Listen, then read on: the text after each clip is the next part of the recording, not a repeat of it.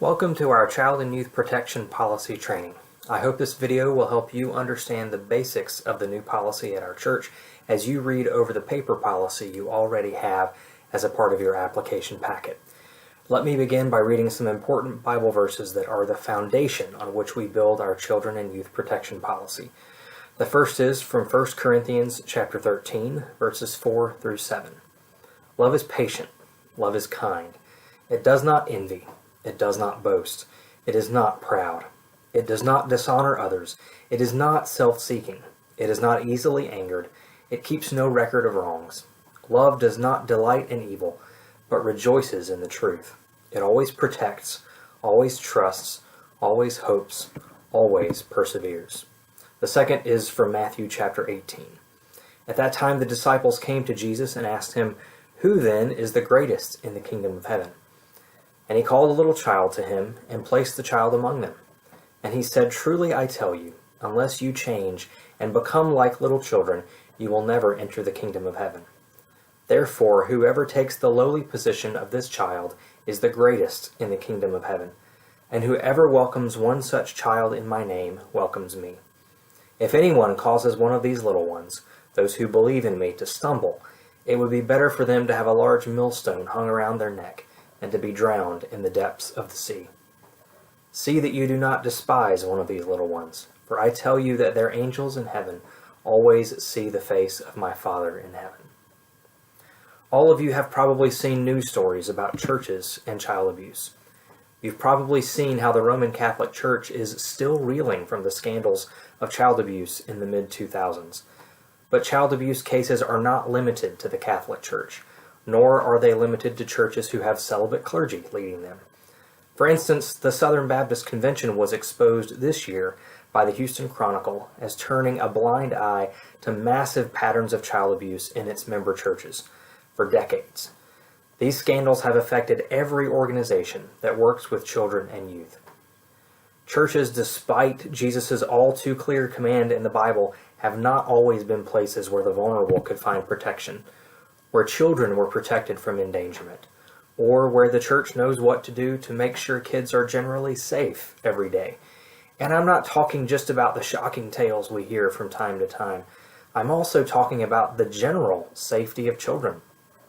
The more of us who know about protecting children, the more effective we can be as a church family in protecting our children and youth, and making sure St. Paul's is a safe place for children and youth to grow in their faith and grow up to be faithful Christians who glorify God with their lives. At this time, let me get into some of the basic details you need to know about the changes to our children and youth protection policy. First of all, local churches in the United Methodist Church have been required to have a children and youth protection policy since 1996. And here at St. Paul's, we're not having this revamp because anything has happened to any one of our children or youth. This is a year of change for the policy at the conference level. So all of the Florida United Methodist churches are revamping their policies and procedures to match or exceed the policy from the conference. Secondly, an important point has changed since the last child and youth policy update in the mid-2000s. Every adult in Florida is legally considered a mandatory reporter of child abuse. If you see something, it is your responsibility to report it. Please go to childwelfare.gov for more information on how to spot warning signs and protect children from abuse, as well as how mandatory reporting works. For the Florida Department of Children and Family website, go to www.myflfamilies.com. Under Services, you will find a link to Child Welfare, where you'll find more information specific to Florida. We do have written procedures for volunteers. Children and youth volunteers need to be active in the church for 6 months or transfer from another church where they were active or previously screened. Volunteers must be trained, and they must update that training annually. The definition of an adult in the policy is 18 years old and graduated from high school. There are forms that must be completed by volunteers in our children and youth ministries. They include a volunteer application, a background check release, which is renewed every 3 years, a participation covenant statement, a photo release, as well as a copy of the Children and Youth Protection Policy for you to read and be familiar with. After you've completed the forms, you'll be contacted for an interview, and the office will check your references. Elizabeth, our church administrator, will have packets ready for you in the church office if you want to become a volunteer in our children and youth ministry. We've developed some tools to make it as streamlined as possible, and Elizabeth and I will be happy to guide you through the process. There are also policies for children and youth drivers. They must have additional screening done, and there'll be a list of approved drivers kept in the church office. Also, youth can't drive other youth to events. And in case you're wondering, even staff must go through these checks and abide by the same policy. Also, any outside group using our facility, examples include the YMCA or the Scouts, must follow our child and youth protection policy. Our United Methodist Church camps and retreats that you may go to are all under this same child and youth protection policy. There are also some important points for supervision of children and youth. The policy calls for 2 unrelated screened adults in all activities. This 2-person rule has been around for a while, and it's still the most important part of the policy. When we say unrelated, what we mean is that a married couple or 2 people in the same household count as 1 person.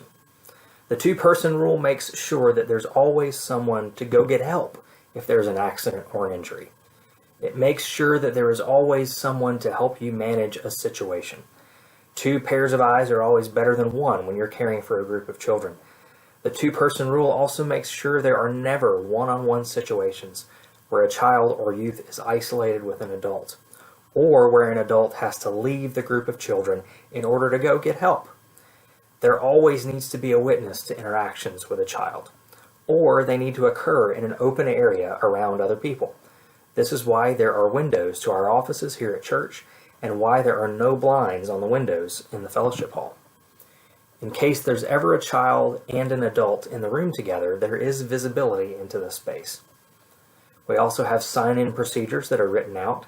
These sign-in, sign-out procedures will be utilized through 8th grade, so we know who's dropping off and picking up a child, and we will never mistakenly release a child to the wrong person. There are also written procedures and forms for parents. There's a parental consent and medical authorization form. There's a consent form for electronic communications. There's a photo permission form for children, youth, and adults. Also, there are changes to our key policy.